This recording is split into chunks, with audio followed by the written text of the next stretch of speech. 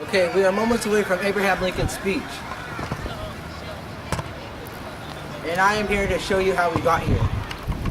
Okay, we are gonna go check out this abandoned army base. Come on.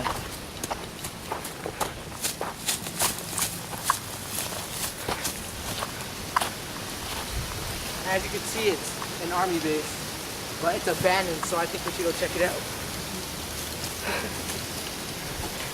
Okay, come on.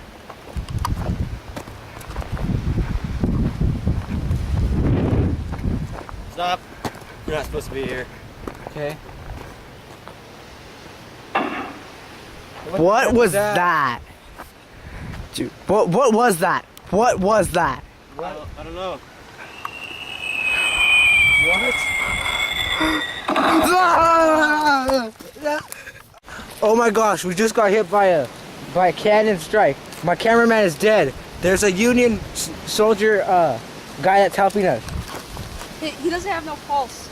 Oh my gosh, he's dead. He's dead. And look, there's a Confederate soldier and he's walking. We could cut him We off. can cut him off over there. Okay, we're gonna cut him off over there. Hey, okay, let's go. Okay, I'm gonna pick up the other soldier's dead gun, okay? Okay, I got his gun. Let's go get him. Go. Let's go.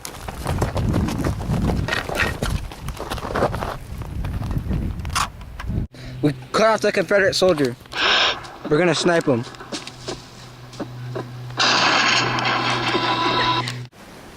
We're transporting the Confederate soldier that we captured. Keep walking. I said keep walking. What are you guys doing here? Well, we captured this Confederate soldier. Yeah. Come with me. What are the weaknesses to the South? I'd rather die. We said, what are the weaknesses to the South? I swore to President Davis I wouldn't say a word. Oh yeah? I'll blow your head off. Okay, fine. You gonna tell us the weaknesses? Yeah. Yes. Tell us. Well, for one, the Confederate Army isn't even trained. And? And two, you guys have twice as much supplies as us. And? We're limited in numbers. Now, tell us the strengths. General Lee will crush you. No, he won't. And Jackson. Don't. So what are the strengths then? Robert E. Lee's a brilliant military general. He'll whoop you all. We know the turf like the back of our hands. Is that all the strengths there is? Unless you know any more. It's no use to us now. Get up. You're no use to us now! No! They have just killed the Confederate soldier that they captured. Hey, let's go back to base now. Come on. Okay.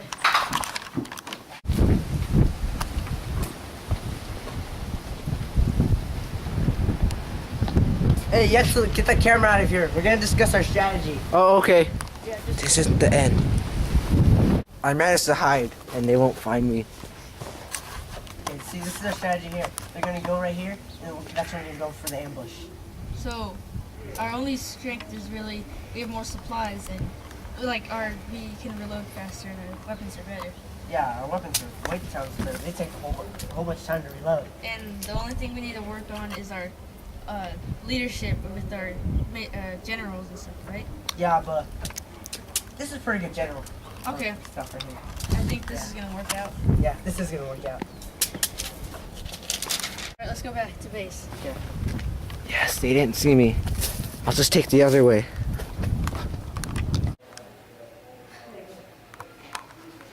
Oh, you were here the whole time? Yes. I was here waiting for you guys to come back to escort me. Hey, sorry man, there's no safe route for you to get home, so you're just gonna have to come with us for all the battles and everything, so. Okay, if you say so.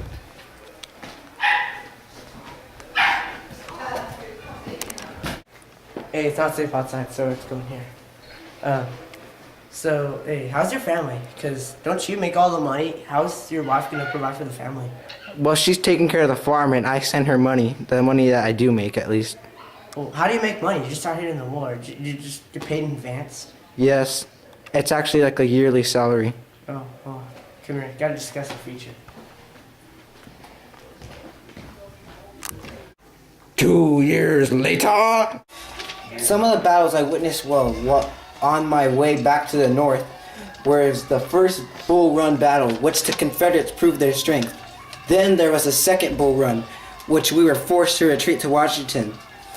The last battle I witnessed was Antietam, which was the bloodiest one-day battle I have ever seen.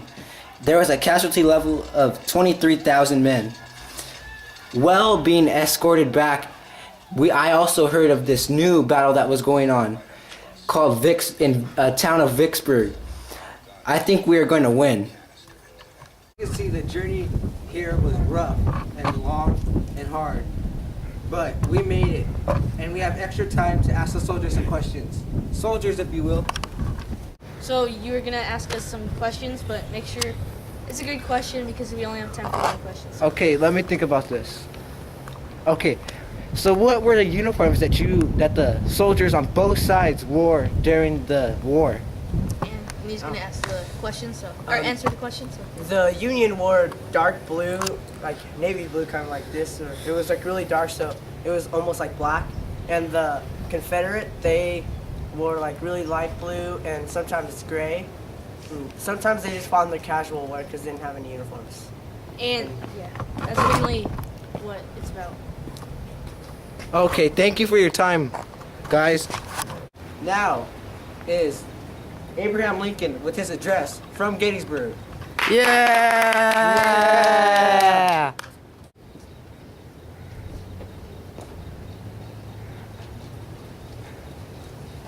Fourscore and 7 years ago, our fathers brought forth on this continent a new nation, conceived in liberty and dedicated to the proposition that all men are created equal.